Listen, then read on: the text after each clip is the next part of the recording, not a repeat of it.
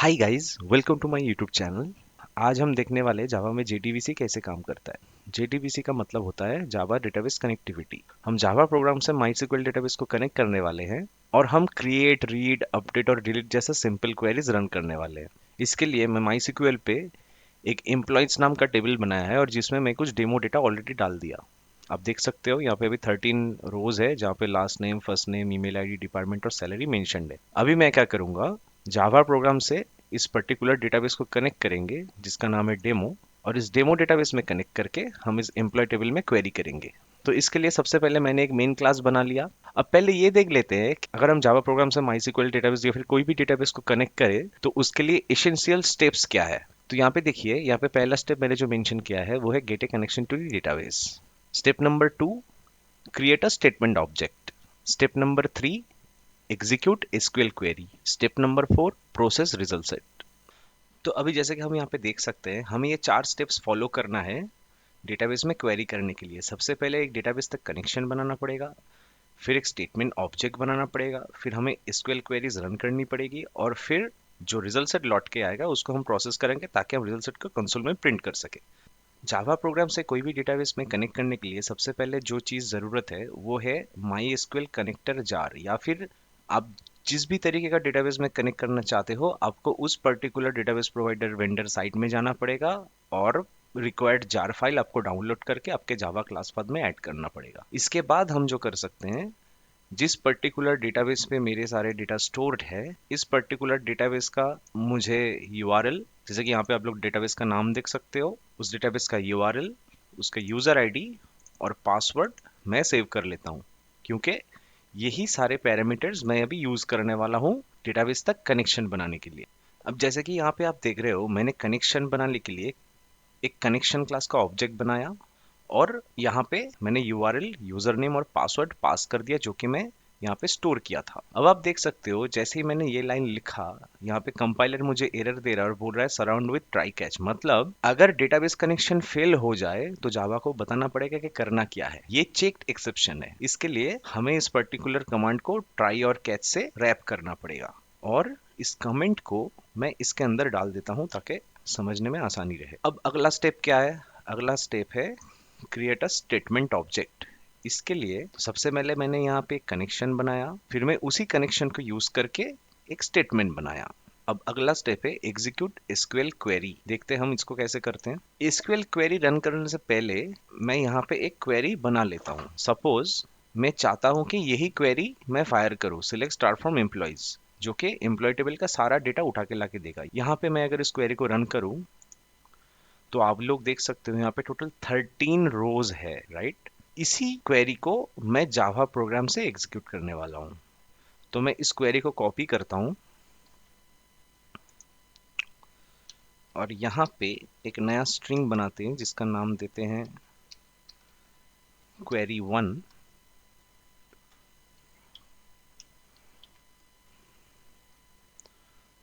और इस क्वेरी को मैं स्टोर कर देता हूँ। तो आप अगर माइस्क्ल डेटाबेस को ध्यान से देखोगे, हम जैसे एम्प्लॉयज टेबल में क्वेरी किए, ये कोई एक पर्टिकुलर डेटा रिटर्न नहीं किया, ये एक सेट्स ऑफ रोज रिटर्न किया है जहां पे अलग अलग एम्प्लॉयज के इंफॉर्मेशन है। मतलब हम जैसे ही जावा प्रोग्राम से अपना क्वेरी को रन करेंगे, ये एक कोई सिंगल रिजल्ट रिटर्न करके नहीं देगा। Based on the entries on the database table ये हमें मल्टीपल रिकॉर्ड्स उठा के लाके देगा। इसके लिए ये जो रिजल्ट सेट है ये मल्टीपल वैल्यू स्टोर करेगा और हमें एक एक वैल्यू फेच करना है और प्रिंट करना है। इसके लिए हम अपना फोर्थ स्टेप को अभी इंप्लीमेंट करेंगे जो कि है प्रोसेस रिजल्ट सेट। तो अभी देखते हैं हम रिजल्ट सेट को कैसे प्रोसेस करेंगे।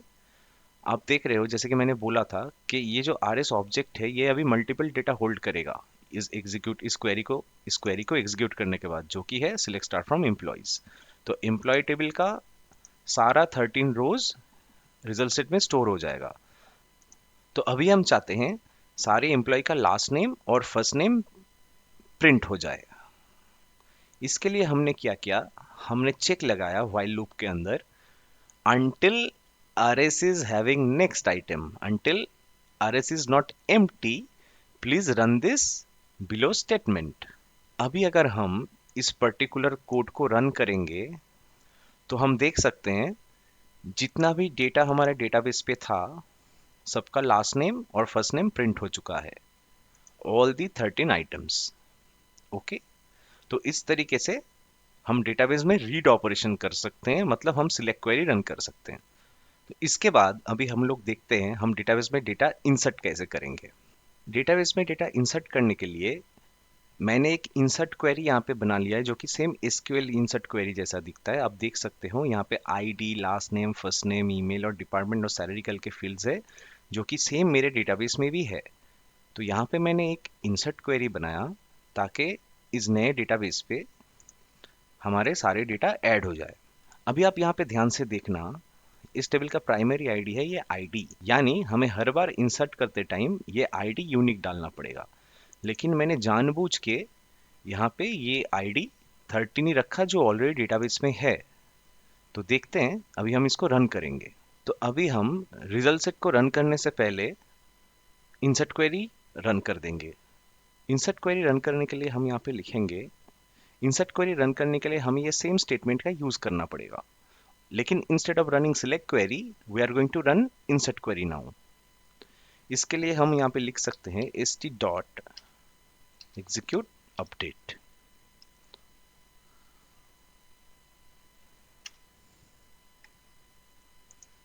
तो आप देख सकते हो हम इंसर्ट क्वेरी रन करने के लिए st डॉट एग्जीक्यूट अपडेट और क्वेरी टू पास कर दिया। लेकिन यहाँ पे ध्यान रखने वाली चीज है कि डेटाबेस में एक्चुअल में आपका क्वेरी एग्जीक्यूट हुआ या नहीं हुआ, ये कैसे पता चलेगा। इसके लिए ये पर्टिकुलर मेथड एक इंट वैल्यू रिटर्न करता है, जो कि आपको ये बताता है कि डेटाबेस में कितने रोज टोटल अफेक्टेड हुए। आप अगर एक नया रो डेटाबेस में इंसर्ट करोगे तो number of rose affected will be 1। अगर कोई भी रो अपडेट नहीं होता, so the number that will be returned will be 0। इसी तरीके से हम अपडेट क्वेरी, इंसर्ट क्वेरी, कोई भी डेटा मैनिपुलेशन लैंग्वेज जब भी हम डेटाबेस में रन करेंगे, वो एक इंट वैल्यू रिटर्न करेगा, जो कि अफेक्टेड रो का नंबर होता है। मतलब हम यहाँ पे इस पर्टिकुलर मेथड को जब रन करेंगे, इसका जो रिस्पॉन्स आएगा वो एक नंबर आएगा। तो हम लिख सकते हैं कि int num equals to this statement. तो नम पे वो रिस्पॉन्स सेव हो जाएगा जो डेटाबेस से आएगा कि कितने रोज अपडेट हुए। हम चाहे तो इस नम को प्रिंट भी कर सकते हैं, just right after this line.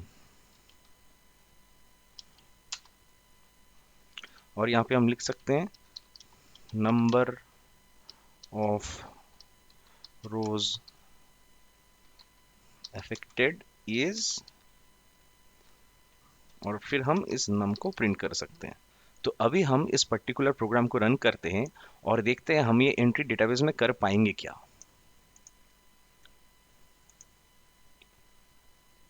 देखिए, जैसे ही मैंने इस क्वेरी को रन कर दिया, यहाँ पे एरर आया कि डुप्लीकेट एंट्री 13। मतलब मैं जैसे पहले ही आपको बोला था कि इस टेबल में प्राइमरी कॉलम है 13, प्राइमरी कॉलम है आईडी।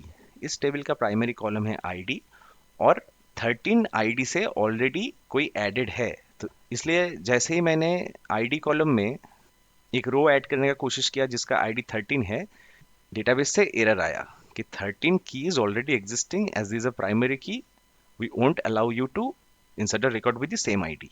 तो इसके लिए हम क्या करेंगे, हम यहाँ पे 13 के वजह 14 कर देंगे और अभी देखेंगे हम रन कर पाते हैं या नहीं। तो यहाँ पे आप देख सकते हो number of rose affected is 1, मतलब हमारा इंसर्ट क्वेरी एग्जीक्यूट हो चुका है और नम पे वैल्यू 1 आके सेव हुआ है, क्योंकि हमने एक ही रो इंसर्ट किया डेटाबेस पे। और आप देख सकते हो इसके साथ साथ हमने सिलेक्ट स्टार्ट फ्रॉम क्वेरी भी चला दिया और वो लास्ट नेम और फर्स्ट नेम उठा के लेके आ रहा है। अगर हम नीचे कंसोल में प्रिंट देखेंगे तो सबसे लास्ट एंट्री है यही व्हीलर एरिक, जो कि मैंने हमारे इंसर्ट क्वेरी से अभी इंसर्ट किया था। आपको अगर ये बाकी के डिटेल्स भी चेक करना है तो मैं सीधा माई सीक्वल वर्कबेंच में आके ये वाला क्वेरी दोबारा रन कर दूंगा और अब स्क्रॉल करके मैं नीचे जाऊँ तो आप लोग देख सकते हो 14 आईडी लेके वही सेम एंट्री इधर इंसर्ट हो चुका है। तो इस तरीके से हम जावा यूज करके डेटाबेस में डेटा इंसर्ट कर सकते हैं। अभी हम अपडेट क्वेरी चलाएंगे। अपडेट क्वेरी चलाने के लिए मैं सबसे पहले आपको एसक्यूएल वर्कबेंच में आके कोई पर्टिकुलर आईडी चेंज करके बताता हूँ। तो अभी आप लोग देख रहे हो मैंने यहाँ पे एक अपडेट क्वेरी बना लिया जो कि जिसका लास्ट नेम डो है उसका फर्स्ट नेम चेंज करके जैक कर देगा। अगर हम इस रिजल्ट सेट को ध्यान से देखें तो हम देख सकते हैं यहाँ पे केवल एक ही रो है जहाँ पे लास्ट नेम डो है। तो ये क्वेरी रन करने के बाद ये जो फर्स्ट नेम जॉन है ये चेंज होके जैक हो जाएगा। और ताकि ये डेटा डेटाबेस में परसिस्ट करे इसके लिए मैं कमिट भी रन करने वाला हूँ। तो इसको रन करते हैं। रन करने के बाद मैं वापस से सिलेक्ट क्वेरी रन करता हूँ और आप देख रहे हो कि ये वैल्यू जॉन से चेंज होके जैक हो चुका है।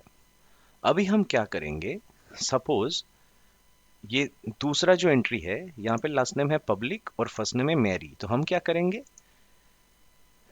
जिसका लास्ट नेम पब्लिक है उसका फर्स्ट नेम चेंज करके हम टोनी कर देंगे। उसका फर्स्ट नेम हम चेंज करके टोनी कर देंगे। और चलिए इस क्वेरी को हम जावा से रन करते हैं। तो इसके लिए कुछ नहीं, हम इसको कॉपी करेंगे, इक्लिप्स में चलेंगे और ये जो इंसर्ट क्वेरी था इसके जगह पे मैं ये अपडेट क्वेरी डालने वाला हूं।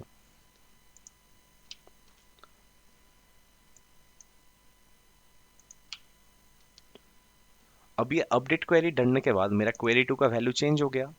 मतलब अभी अगर मैं लाइन नंबर 29 जब रन होने वाला है तो वहां पे क्वेरी 2 रन हो जाएगा जो कि अपडेट क्वेरी है। और हम डेटाबेस में जाके देखेंगे कि ये वैल्यू मैरी से चेंज होके टोनी हो चुका है। तो अगर मैं अभी इस क्वेरी को रन कर दूं तो आप लोग देख सकते हो कि number of rose affected is still 1 because हमने बस एक ही रो को अपडेट किया। और अगर मैं जाके यही सिलेक्ट क्वेरी दोबारा से रन कर दूं तो आप देख सकते हो इसका फर्स्ट नेम मैरी से चेंज होकर टोनी हो चुका है। तो अभी हम क्या करेंगे, हम हमारे डेटाबेस से कुछ डेटा डिलीट करेंगे। डिलीट करने के लिए मैं यहाँ पे सबसे पहले क्वेरी लिख लेता हूँ कि डिलीट फ्रॉम employees where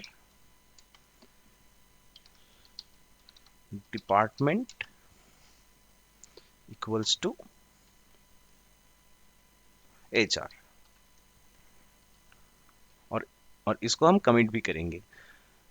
तो अभी अगर मैं इस पर्टिकुलर क्वेरी को रन कर दूं तो क्या होगा, जिसका जिसका भी डिपार्टमेंट HR है वो इस डेटाबेस से डिलीट होने वाला है। कैसे, मैं दिखाता हूं। मैं इस पर्टिकुलर क्वेरी को रन करता हूं और रन करने के बाद मैं वापस से सिलेक्ट क्वेरी रन करता हूं। अभी आप लोग देखो यहाँ पे जितने लोगों का भी डिपार्टमेंट HR था वो लोग डिलीट हो चुके हैं। अभी मैं क्या करता हूँ, मैं जितने भी लोग लीगल में हैं उसको डिलीट करता हूँ, लेकिन इस बार मैं जावा कोड से करने वाला हूँ। तो मैं अभी इस पर्टिकुलर क्वेरी को कॉपी करूंगा और फिर इक्लिप्स में जाके मैं क्वेरी 2 का वैल्यू वापस से चेंज करके डिलीट वाला क्वेरी कर दूंगा। अभी लाइन नंबर 29 जब एग्जीक्यूट होगा तो वो हमारे टेबल से जिसका भी डिपार्टमेंट लीगल है वो सारे एंट्रीज डिलीट करने वाला है। और इस बार हम एक बार चेक कर लेते हैं कि कितने रोज में डिपार्टमेंट लीगल है। 1, 2, 3, 4 और 5। मतलब इस बार जब हमारा ये वाला क्वेरी रन होगा तो जो रिटर्न वैल्यू आएगा वो 5 होने वाला है और वही ओके नम में सिलेक्ट होगा और वही नम को हम प्रिंट करेंगे। तो देखते हैं, इस प्रोग्राम को रन करते हैं और आप देख सकते हो number of rose affected is 5 और केवल ये 4 ही लोग बच गए क्योंकि हमने सारे HR और लीगल वालों को डिलीट कर दिए। अभी हम अगर MySQL वर्कबेंच में जाके यही सिलेक्ट क्वेरी रन करेंगे तो हम देख सकते हैं केवल इंजीनियरिंग डिपार्टमेंट वाला रह गए और सारे एंट्रीज डिलीट हो गए। तो यहाँ पे आप देख सकते हो हम जावा प्रोग्राम से कैसे क्रिएट, रीड, अपडेट और डिलीट क्वेरीज रन कर सकते हैं। आज के लिए इतना ही दोस्तों। अगर ये वीडियो आपको अच्छा लगे सो प्लीज़ लाइक कर दो। अगर चैनल को अब तक सब्सक्राइब नहीं किए हो तो प्लीज़ सब्सक्राइब कर दो। और वीडियो कैसा बन रहा है और क्या क्या आपको चाहिए ये सारे एक कमेंट में डाल दो। और इस वीडियो को हो सके आपके दोस्तों को भी फॉरवर्ड कर दो ताकि उनको भी मदद मिल सके। Thank you.